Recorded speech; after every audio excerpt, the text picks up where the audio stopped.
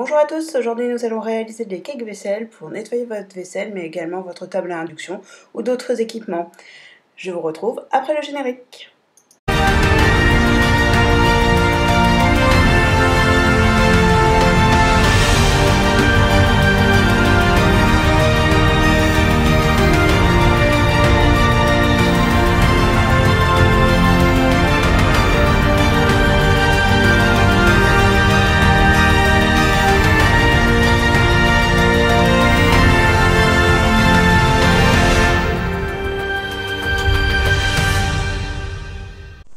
Bonjour à tous, aujourd'hui nous allons faire un cake vaisselle.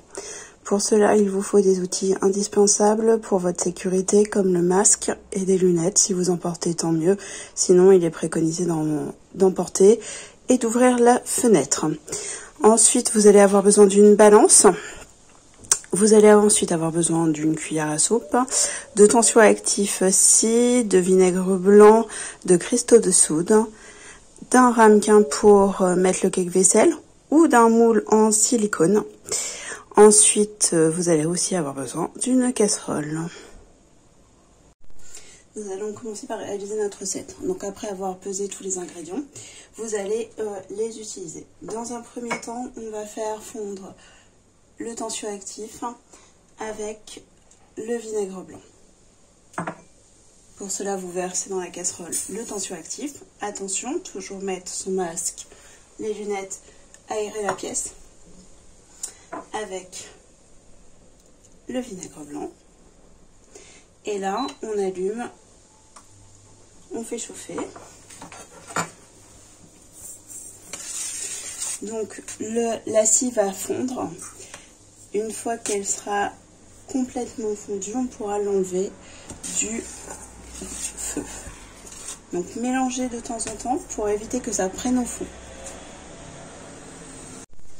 Il est possible de rajouter un petit peu d'eau si vous voyez que ça fond mal. Par contre, n'en mettez vraiment pas beaucoup parce que au final, vous allez voir que ça met du temps après à sécher. C'est plus compliqué derrière à gérer une fois qu'on en met dans le socle. Donc vous mélangez. Vous mettez pas trop fort le gaz ou la table d'induction, histoire que ça prenne pas au fond, mais que ça fonde vraiment doucement. N'hésitez pas à mettre votre hotte si vous le souhaitez, parce que même avec un masque en tissu, les vapeurs arrivent à passer, donc vous asphyxiez pas. Et le but étant que la pâte on devienne donc une pâte et sans les petits granulés du tensio actif. Alors, vous voyez, ça commence. On continue.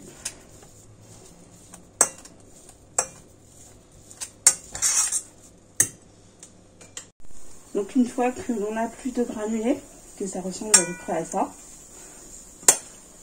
on peut sortir du feu et ajouter les cristaux de soude. Donc ça va faire assez rapidement parce que la pâte elle durcit. Donc il faut bien mélanger. Là vous pouvez le faire aussi, certains le font avec les doigts. Par contre mettez des gants. Vous pouvez aussi ajouter quelques gouttes d'huile essentielle, 10 gouttes d'huile essentielle. Attention par contre à toutes les préconisations qu'il peut y avoir sur les huiles essentielles. Quand la pâte est bien mélangée, du coup on peut mettre dans le pot, et pareil, hein, faut pas tarder. Donc c'est pas bien, je fais sans gants, mais dans un premier temps vous pouvez étaler.